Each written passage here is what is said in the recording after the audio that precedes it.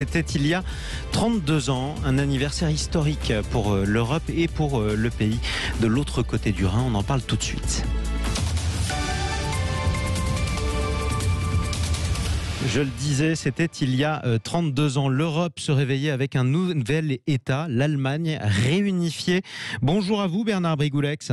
Bonjour. Bienvenue à vous sur Sud Radio. Merci. Vous êtes journaliste spécialiste de l'Allemagne. Vous étiez sur place il y a 32 ans lorsque les Allemands ont célébré la réunification ?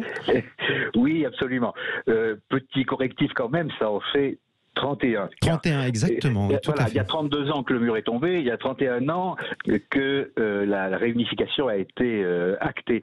C'était une fête extraordinaire, c'est vrai, qui correspondait à l'aboutissement d'un processus qui avait été à la fois extraordinairement long, la présence du mur divisant Berlin, et faisant plus que diviser Berlin, d'ailleurs, qui encerclait complètement Berlin-Ouest, et d'un autre côté, extraordinairement rapide, car tout avait commencé moins d'un an avant, dans la nuit du 9 au 10 novembre 1989. Pour le coup, là, il y a bien 32 ans. Oui, c'est ça. Et ça s'était fait d'une façon presque fortuite. Enfin, naturellement, il y avait toutes sortes de signes avant-coureurs, de montée en puissance de l'opposition populaire. Il y avait une visite de Gorbatchev à Berlin-Est pour les 40 ans de la RDA, qui avait été l'occasion pour lui de mettre un peu les points sur les i, de dire attention, il ne faut pas de répression armée, ça bouge un peu partout chez nous, tenons-en compte. Et d'ailleurs, de façon amusante, les opposants au régime communiste à Berlin-Est, qui étaient de plus en plus nombreux, enfin disons même qu'ils n'avaient jamais été aussi nombreux sans doute, ont fait un triomphe à Gorbatchev parce qu'il symbolisait déjà ce dirigeant qui était quand même encore le patron de l'URSS, qui symbolisait quand même l'ouverture. C'est ça. La perestroïka, la glasnost. Voilà, exactement. Et une ouverture qui allait se traduire quand même en peu de semaines après sa visite, finalement, par une ouverture, alors au sens le plus physique du terme, qui était l'ouverture du mur. On dit toujours la chute du mur, ça a commencé par une ouverture. Mais enfin, on a très vite commencé à le démolir ensuite, bien entendu. En tout cas, ça avait été une nouvelle fracassante, y compris pour nous autres Français. Tiens, tenez, on va réécouter quand même cette introduction du 19-20, c'était sur France 3. L'Allemagne ne fait plus qu'une. Après la fête et les flonflons d'hier, la nouvelle République fédérale va devoir désormais se forger une nouvelle identité.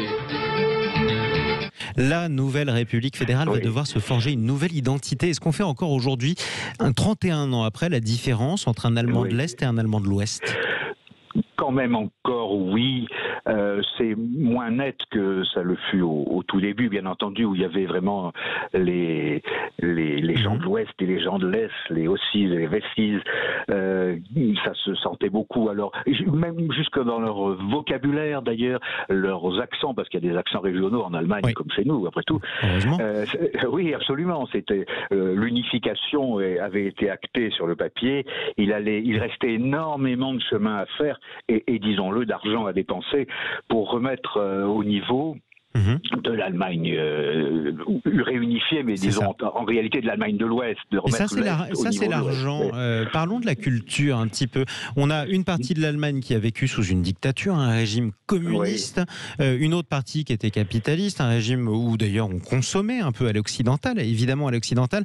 La culture, il y a toujours une différence de culture entre les deux ou pas ? Non, ça s'est quand même beaucoup plus vite fusionné que le reste finalement. Et pourquoi ? Tout simplement parce que la plupart des Allemands de l'Est étaient très au courant de ce qui se passait à l'Ouest, ne serait-ce que parce qu'ils écoutaient la radio, ils regardaient la télévision de la RFA, qui était évidemment puissamment relayée à Berlin-Ouest. Et là, les ondes pouvaient sauter par-dessus le mur sans aucun problème. Et il y avait Radio Free Europe aussi. C'est ça, il y avait RFI, enfin il y avait un certain nombre de radios occidentales qui émettaient, y compris en allemand. Bon. Mais en plus, il faut dire que la télévision est-allemande et la vie culturelle d'ailleurs est-allemande était extraordinairement caricaturale. C'était, quand on pense à ce qu'a été le génie allemand dans l'histoire de la pensée européenne, pas seulement de la musique, je veux dire dans tous les domaines, c'est la philosophie notamment, cette extraordinaire de régression intellectuelle quand même, la RDA, alors qu'elle était très fière de sa politique culturelle. Elle disait, mais regardez, chez nous, les gens peuvent aller au concert pour 3 fois rien, peuvent aller au théâtre, alors oui, mais pour voir quoi, pour lire quoi. Ils pouvaient y aller, mais pour voir quoi, pour entendre quoi, pour lire quoi. C'est... Quand l'accès à la culture est très bon marché, tant mieux. Mais quand il s'agit que d'accéder à une culture très, très, très orientée, c'était particulièrement obsessionnel en Allemagne de l'Est, qui était sans doute le pays le plus tenu par les soviétiques. Et justement, comment on explique que l'Allemagne de l'Est était le pays le plus tenu du bloc de l'Est ?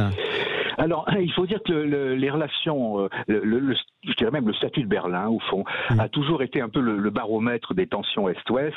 La ligne de front, quoi. Oui, au fond, c'était ça, parce que qu'est-ce que c'était Berlin-Ouest? C'était une île occidentale en RDA. Il faut rappeler que Berlin n'était pas à la frontière entre les deux Allemagne. Berlin c'était une enclave occidentale. C'était une enclave occidentale et avec en plus un statut particulier, le statut dit quadripartite, qui faisait que 3 puissances occidentales, vainqueurs de l'Allemagne en 1945, États-Unis bien sûr, France et le Royaume-Uni, se partageaient Berlin-Ouest, y entretenaient des troupes. Et donc la zone soviétique, elle, c'était devenu Berlin-Est, y compris d'ailleurs de manière un peu abusive juridiquement, parce que ça aurait dû rester une zone d'occupation comme l'était Berlin-Ouest, et or c'est devenu la capitale de la RDA. Bon, effectivement, l'Union soviétique s'était embarrassée de 2 ou 3 formalités, y compris juridiques. Parlons de la France, parce qu'on n'en a pas encore parlé. Comment les Français, à l'époque, accueillent la réunification du pays qui était quand même l'ennemi héréditaire ? Oui, alors vous savez, c'est François Mauriac qui disait Absolument. Jadis, les Français aiment tellement l'Allemagne qu'ils préfèrent qu'il y en ait 2. Et je pense que c'était l'arrière-pensée d'un certain nombre de responsables politiques. L'Allemagne divisée était plus faible et c'était mieux. Oui. Dans un sens, oui. Cela dit, l'Allemagne réunifiée n'allait pas conquérir pour autant une puissance militaire particulière, et notamment pas l'arme atomique. Et puis, quant à la puissance économique, ça allait surtout lui coûter énormément d'argent dans un premier temps, la réunification.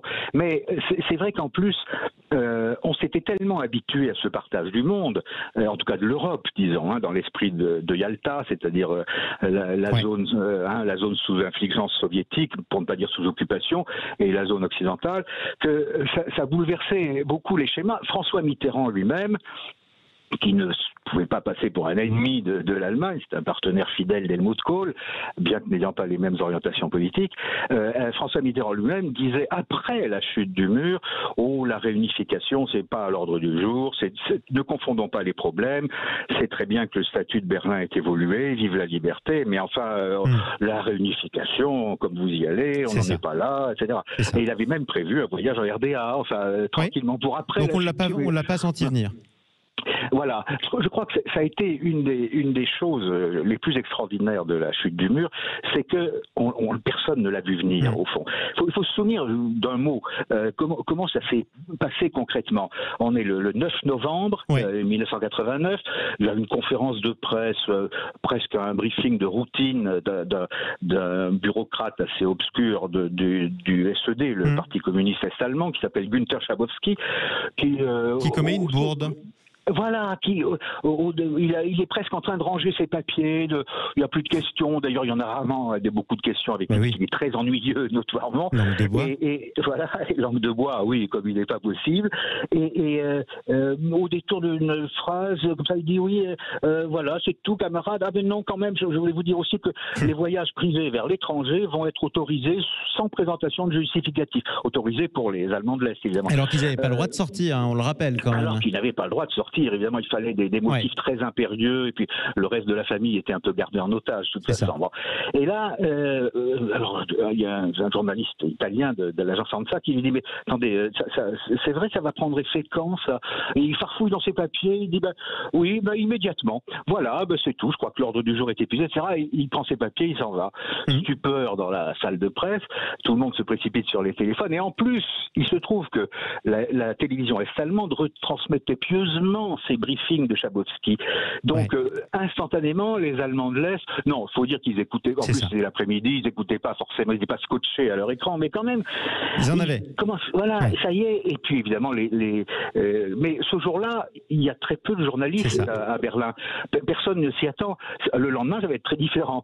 Mais là, on aura, il y a les journalistes de la presse berlinoise, évidemment. Mais la nouvelle fait l'effet d'une bombe, et puis le château de cartes s'écroule. Et à la fin.